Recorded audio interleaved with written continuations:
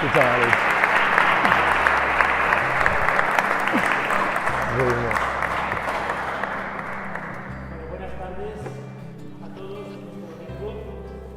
Y esta tarde pedía, pero válida por vuestra presencia, darles la bienvenida. Es la segunda, en pocas semanas, la segunda vez que presentamos en la parroquia un libro, pues, como ahora se les va a comentar, testimonial. Por eso hacemos este contexto. Podamos disfrutar, ¿no?, de esta inspiración que tuvo un día Pablo y que hoy nos van a presentar Ignacio y Dios.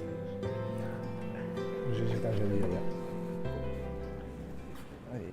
No, Ignacio. Bueno, buenas tardes. Pues bienvenidos a la presentación de este libro, de Elías, el secreto del cielo. Mi parte es presentar un poco a Pablo, pero como habéis venido porque conocéis a Pablo, no os voy a dar tampoco datos sobre Pablo, no tendría mucho sentido. Pero sí el por qué leerse un libro de un chico de 19 años. ¿Qué nos aporta este libro y qué aporta que Pablo haya escrito en concreto este libro? Un estudiante de primero de Derecho, el sexto de 7 hermanos y su segundo libro, no el primero. Pues yo estaba pensando, a ver, para mí Pablo es el testimonio de una generación, la que llaman la generación Z, que se define principalmente por la sed. Yo, después del contacto que he tenido con los que pertenecéis a esta generación, porque yo soy de la anterior, de la millennial, si hubiera que decir una palabra que definiera esta generación, para mí sería la sed. Y es verdad que por lo general se habla fatal de la generación Z, siempre es los que están enganchados al móvil, los que son súper infantiles, que no aguantan nada, que son intolerantes a la frustración, esclavos de que todo sea ya inmediato, ¿no? Es lo típico que se dice de esta generación, que habría que ver si las demás generaciones no tenemos también estos problemas, pero bueno.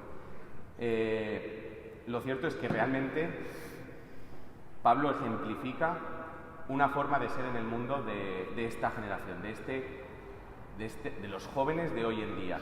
Y significa que tienen sed, que es algo que quizá ya hemos oído mucho, porque es una palabra que también se ha puesto de moda en la predicación espiritual.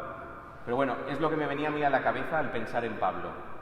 Porque Pablo, representando a toda esta generación, tiene sed. ¿De qué? Sed de respuestas, sed de ayuda. Es una generación que pide muchísimo más ayuda, por lo menos que la mía, que tienen sed de atención, sed de verdad, y que por esta sed se hacen muchas preguntas. Es un libro que para mí, cuando lo leí, pensé, está lleno de preguntas, y junto con estas muchas preguntas aparece el ansia por las respuestas. Yo me acuerdo que la primera vez que Pablo me habló sobre el libro y que estuvimos hablando sobre el cielo, cuando me fui a casa pensaba, ¿cómo vivimos las preguntas que nos hacemos? O sea, no tanto si obtenemos respuesta a las preguntas que nos estamos haciendo, sino cómo vivo yo el tener una pregunta que no se me va de la cabeza. No una pregunta de qué tiempo va a hacer mañana, sino una pregunta importante. ¿Cómo vivo yo eso? ¿Cómo vivo con mis preguntas? Y a veces estamos tan obsesionados por dar respuesta que quizá no dejamos que las preguntas nos afecten, o sea, nos exhorten o nos escruten, no sé cómo decirlo, ¿no? Que nos afecten de verdad, que nos cuestionen. Yo diría que nos cuestionen. Y si os fijáis en el Evangelio, Jesús responde muchísimas veces, cuando le dicen algo, responde muchísimas veces con preguntas. ¿Quién decís que soy yo? ¿Qué buscáis? ¿Por qué tenéis miedo? Es una forma que tiene Jesús de hablar, por medio de la pregunta. ¿Y qué nos propone Pablo con este libro? ¿Qué es lo que yo entiendo de las conversaciones que he tenido con Pablo? Pues que nos dejemos escrutar por las preguntas que nos hacen dejar de mirar el móvil, las preguntas que nos hacen dejar de pensar en qué planes tenemos el fin de semana, las preguntas que nos hacen dejar de pensar en el problemita del trabajo. hay una gran pregunta que late de fondo, ¿no? Es, ¿yo creo en el cielo? ¿Espero el cielo? ¿Vivo esperando el cielo? Y nada, por mi parte simplemente dar las gracias a Dios por suscitar esto en Pablo y a Pablo por haberlo escrito, por haber dejado ser instrumento, porque es un muy buen libro para ayudarnos a mirar las cosas del cielo. Ya está.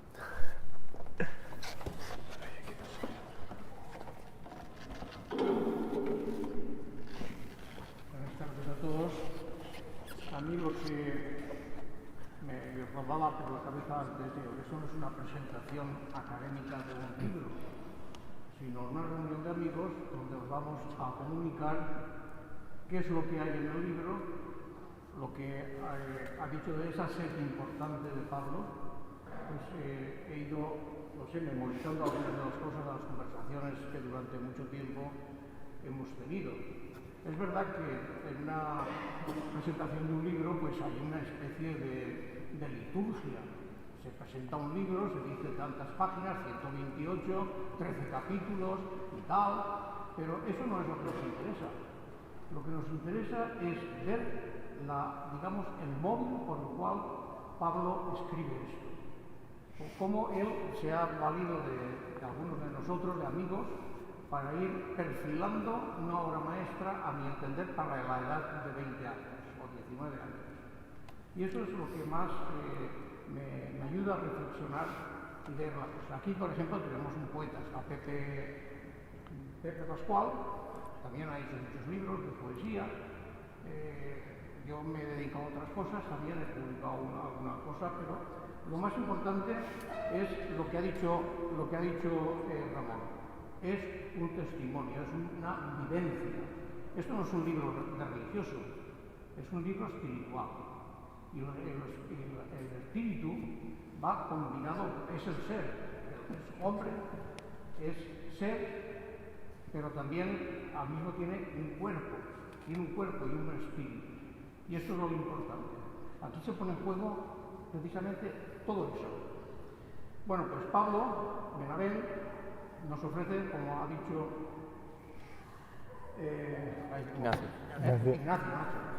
Nacho, es su segundo libro. El primero fue un libro poético, yo le hice su crítica, me gustó mucho, pero este tiene otra dimensión, este librito. Bueno, pues quizá para muchos les extrañe que un chaval como Pablo, pues como muchos de los chavales que habitualmente estáis aquí, colegas suyos de su juventud y muchos adultos nos extrañan. ¿Escribe poesía? No. Escribe prosa poética. Porque la prosa poética de este libro entraña todo. Poesía, vivencia, expresión espiritual, deseos, anhelos, todas estas cosas. Bueno, pues efectivamente no es algo que dé la poesía de comer, pero sí que es un gran alimento. Es un gran alimento porque este alimento no es perecedero, no tiene fecha de caducidad, permanece siempre, hasta que la muerte no se pague en el interior de quien lo vive, ¿no? Y esto hoy, como decía Ignacio, es muy bueno para este tiempo de romper con esa generación asqueada por una serie de compromisos y tal, ¿no? Como es, los medios de comunicación, porque se ha esclavizado en cierta manera a la juventud en esto. Yo mismo muchas veces me quedo esclavizado, me pongo en el ordenador, me pongo con el móvil y se te pasa el tiempo y desapareces de la historia en ese momento, te estás proyectando en algo que no tiene, digamos, un futuro inmediato. Bueno, ¿cómo se ha formado este libro? Este libro tiene una gestación muy bonita, un génesis, y a mí me ha sorprendido, porque él iba haciendo con sus amigos más íntimos, pues iba comentando y tal, y a mí me consultaba, algunas veces me mandaba, oye, a ver, mírame esto, tal. Total, que lentamente no sé, quedó impresa en su mente, ¿no?, la impronta de lo inesperado. Esto no esperaba él que iba a ser una obra así muy trascendente, muy tal. Tiene una profundidad teológica importante y es un planteamiento de muchas cuestiones. Lo más bonito de todo es que lo hace sin entender, digamos, sin expresar él ninguna duda, sino que él reconoce sus pecados, reconoce su materialidad, su realidad, y entonces él se hace preguntas. Tiene una experiencia, en los 17 o 18 años, tiene una experiencia que es el fallecimiento primero de su abuelo y después de su abuela. Entonces eso le cuestiona, es una cuestión de la ausencia, hace presente que en esa ausencia hay alguien y lo trasladamos a lo que nosotros hemos aprendido de lo que es el cielo, ¿no? Al final dice, él quiere llenar de sentido esta ausencia y a modo de diario íntimo comienza a escribir. Hay unos relatos interesantes de un chaval de su edad, hasta trastadas infantiles, y eso es bueno. Entonces escribe esos primeros acordes, no sé, temblando porque se encuentra una inseguridad porque no sabe a dónde le conduce, ¿no? Y de ese sentimiento, no sé, llega la sintonía, ¿no?, de este misterio y encuentra, digamos, sintoniza con este misterio. Y termina, la conclusión primera del primer capítulo. ¿Y qué más? Está hambriento de trascendencia, de cierta manera, se podría decir.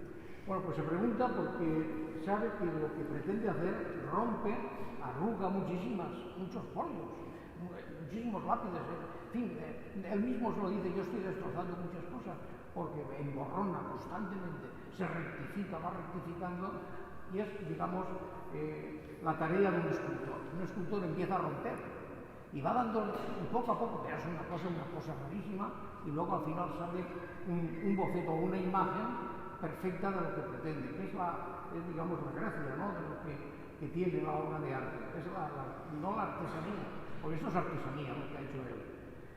Bien, yo creo que él va, digamos, rompiendo toda esa escoria que le va atando a los formulismos de la literatura, pero empieza a minar, y va a minar, y continúa minando, hasta encontrar el rico venero. Ese rico venero es el que a él le traslada a este plano de trascendencia. Bien, pues va surgiendo en su prosa poética, ante este misterio, que va desgranando lentamente, en principio un soliloquio que va hablando y tal, pero consulta a sus amigos más íntimos, como os he dicho, y busca una orientación que le brinde la oportunidad de ir componiendo físicamente, y que dé consistencia y credibilidad a lo que barrunta su mente. Me vais a hacer un inciso. Hace unos 20, 25 años trajimos aquí a la parroquia al padre Luis Alonso Schickel a darnos una conferencia bíblica en el Icono. Y en esa conferencia bíblica dijo la frase exacta de que la Sagrada Escritura está escrita con imaginación y fantasía. Y lo que se ha escrito con fantasía, hay que leerlo con fantasía, porque el Espíritu Santo es la imaginación, el Espíritu Santo es la fantasía de Dios. Bueno, pues cierro este inciso. Habéis hablado de la tecnología que nos esclaviza.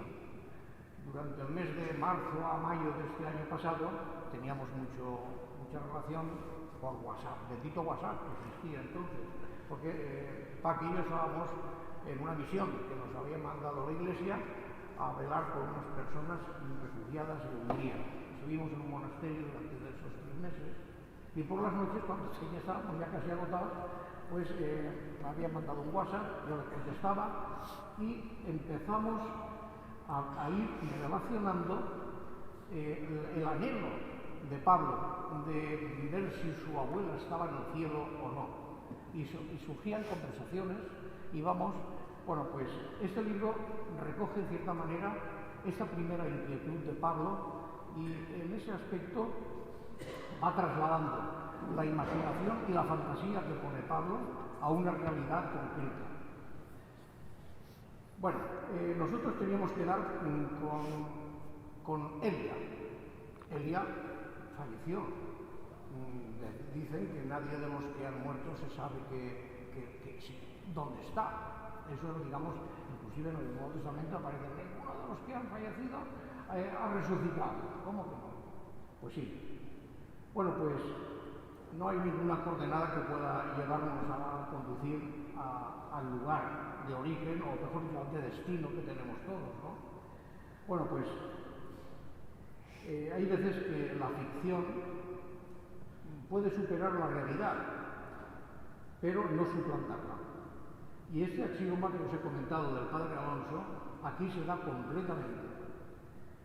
Porque la fantasía y a la imaginación de su obra, Elia, el secreto del cielo, es un diálogo que mantiene, o sea, un diálogo muy prudente entre la imaginación suya que imagina a su abuela, pero la abuela contesta, y contesta en su imaginación una realidad que no es, digamos, no se puede palpar, pero sí la vive Elia. ¿Y quién es Elia? Bueno, pues Elia, efectivamente, ya lo dije antes, es la abuela paterna de Pablo de Nápoles. Él en su momento, y lo explica allí, pues nota ese gran vacío. Ese gran vacío lo llena con el recuerdo permanente de su presencia en la vida. Bueno, pues Elia era una mujer sencilla, dotada de una belleza oculta que solo unos pocos pudieron descubrir. Entre ellos Pablo descubrió esa belleza. Y eso es lo que él anhelaba. Y la belleza, la bondad, la verdad y todo lo bello es imagen de Dios. Bueno, pues la belleza que hablo de Elia no es una belleza estética, es una belleza interior, profunda, arraigada en cada uno de sus genes. Belleza que aflora a través de quienes han penetrado con su alma de niño en el corazón de esta mujer, porque han sido contagiados en la fragancia de sus gestos, de sus conversaciones, de sus caricias, del cariño de la abuela. Sí, ella es la abuela, sí, efectivamente, cuya especial presencia se hace notar en la memoria de su nieto. Esto es lo que realmente... Yo recuerdo cuando yo empecé a estudiar teología para laicos, allá en los años 70-71, el profesor Andreu nos hablaba de cuando una persona fallece, se le echa de menos, hay una presencia interior de esa ausencia. Y eso, no sé, me vino en memoria cuando hablábamos Pablo y yo de este tema, y nos llevó a entender cómo esa presencia es real y se puede perfectamente definir cómo se puede vivir esto. Bueno, pues la búsqueda en el mundo adolescente, donde crece y Pablo estrena su juventud, le otorga una nobleza interior muy profunda, que es poco común, y que ha sido capaz solo de, por su fe sincera, superar con esperanza lo que muchos afirman que el cielo es utopía, invención o fantasía. Pues bien, dicen algunos, a la pregunta, ¿qué es el cielo? Bueno, pues el cielo es dicen algunos, es una felicidad que supera nuestros deseos y lo ubican en un lugar de descanso donde no se conoce el tedio ni el aburrimiento, donde uno no se cansa y donde se conoce todo. En cambio, el catecismo de la Iglesia Católica lo describe de una manera muy diferente. Dice así: el cielo es la participación en la naturaleza divina, gozar de Dios por toda la eternidad, la última meta del inagotable deseo de felicidad que cada hombre lleva en su corazón. Es la satisfacción de los más profundos de anhelos del corazón humano y consiste en la más perfecta comunión del amor de la Trinidad, con la Virgen María y con los santos. Los bienaventurados serán eternamente felices, y viendo a Dios tal cual es. Esto es el catecismo de la Iglesia Católica, con varios puntos, del 1023 al 29, del 1721, pero que le interese lo puede ver directamente. Bueno, pues nuestra inventiva y nuestra fascinación han proyectado anhelos y deseos bien intencionados, lejos de lo que la fe cree y espera, ¿no?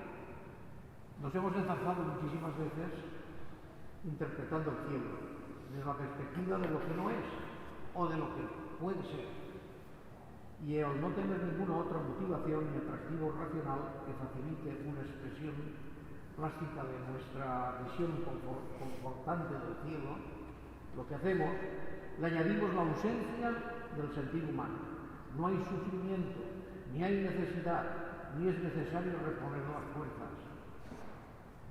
Al cielo que imaginamos lo amueblamos con lo superfluo de nuestros sentidos. Dice San Agustín, es más fácil decir qué cosas no hay en el cielo que decir qué cosas hay. El cielo que le enseña Elia a su nieto nada tiene que ver con estas aspiraciones humanas. El cielo es la presencia eterna de la Trinidad, el eterno presente del amor. Nos dice San Pablo, en la primera carta a los Corintios, que los muertos resucitarán incorruptibles y nosotros seremos transformados. Sí, seremos transformados en seres gloriosos. Y si somos seres, quiere decir que estaremos completos, cuerpo y espíritu. Y esa es la resurrección. El misterio se nos oculta, aunque hubo testigos privilegiados que han visto algo de lo que intuimos del cielo. San Pablo dice, Dios es capaz de hacer indeciblemente más de lo que nosotros pedimos o imaginamos en Efesios. También en la segunda de Corintios dice, nada son los sufrimientos de la vida presente comparados con la gloria que nos espera en el cielo. La segunda de Corintios. Pero lo más importante es la fuente de donde proviene nuestro conocimiento imperfecto del cielo. Los símbolos con los que Jesús trata de su caminar por Galilea, enseñando a las gentes muchísimas veces acerca del cielo, y nos lo explica con un lenguaje que lo entendemos todos. A los hambrientos les habla de pan, a la samaritana de un agua que sacia definitivamente la sed. Habla de perlas preciosas, de onzas de oro, de una oveja perdida y hallada y recuperada. Nos habla de un banquete, de una fiesta de bodas, de redes formadas de peces, de un tesoro escondido en el campo, que uno vende todo lo que quiere para poderlo comprar. Todos estos símbolos que utiliza Jesús nos pueden dar una idea de la felicidad que tendremos en el cielo, ya que las felicidades terrenas son una imagen de la felicidad que nos espera. También esto lo ha dicho Jesús claramente. Venid benditos de mi Padre, porque tuve hambre y me disteis de comer, porque tuve sed y me disteis de beber, estuve desnudo y me vestisteis, forastero y me acogisteis, enfermo y me visitasteis. Todo lo que hagáis a uno de estos pequeños, a mí me lo hacéis. La prosa poética de Pablo Benavent emana de un diálogo permanente con el Señor. Y esto es un testimonio importante. El sagrario, para él, supone un descanso para sus inquietudes. Mirad, si os dais la vuelta y leéis aquel letrero que pone, dice, venid a mí todos los que estáis cansados y sobrecargados, y yo os aliviaré, y encontraréis vuestro descanso. Mateo 11, 28, 30. Esto es, cuando él se ha sentido agobiado, cuando él se ha sentido con dificultades, ha venido, se ha metido ahí dentro, al sagrario, dentro de la caja, que dice, una caja que hay allí, no, una caja es el gran tesoro que tenemos nosotros. Y eso es lo que le haya dado a él, es toda esta sabiduría que nos ha ido emanando. Esas dificultades son las de cualquier joven, cualquier generación, y ha sido una generación muy mayor. pero aquí el mozo de esta nueva generación sabe perfectamente cómo se las gasta el maligno, ¿no? Cómo nos engaña constantemente. Por eso él tiene este recurso de ir al sagrario, como debíamos de hacer muchas veces nosotros. Bien, esa dificultad de cualquier joven que no se amilane ante el hervor interior de su lucha con las adversas circunstancias de los tiempos de precariedad, que muchas veces lo hemos experimentado, el no tener ganas, el estar, no sé, apático muchas veces. Esto es síntoma de que te falta fortalecer tu espíritu en el sagrario. Pues bien, caer y levantarse, tener el rumbo fijado, el reto del destino asegurado. Este es el estadio del amor, con que la bravura de su juventud se ha de conquistar, ¿no? Os invito pues a que leáis este libro de Pablo, porque al cielo es la conquista a la que todos estamos llamados a conseguir. El nieto y Elia, su abuela, son los protagonistas de esta fábula, que nos aportan tres cosas importantes para hacer realidad el cielo: la credibilidad, la fortaleza y el amor. Os invito a que interpretéis con el lenguaje que el Señor os conceda, ver que estas líneas escritas, esta literatura que nos ha hecho Pablo, es una expresión espiritual profunda. No es un libro, como os he dicho, religioso, es un libro de espiritualidad. El libro de espiritualidad recoge todo el sentido humano y en ese sentido él lo brinda al Señor en su historia y eso es lo que él está viviendo. Y os invito pues a que disfrutéis en este tiempo, si lo tenéis el libro, podéis, no sé, interpretar cómo ahí está reflejada nuestra propia historia en muchas ocasiones, muchísimas. Siempre hemos tenido nosotros un anhelo de algo que deseamos, pero no podemos alcanzar, ni tenemos seguridades. Pero la única seguridad nos la da precisamente la oración.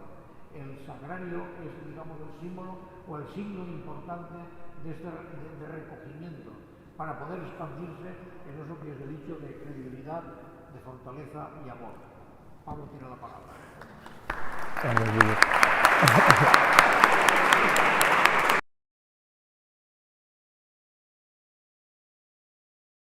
Pues nada, antes que nada, agradecer a Ignacio y a Pepe esta presentación. Si os soy sincero, no sabía ni lo que iban a decir. O sea, Pepe me pasó un poco el esquema, pero no tenía ni idea de nada, así que gracias de verdad.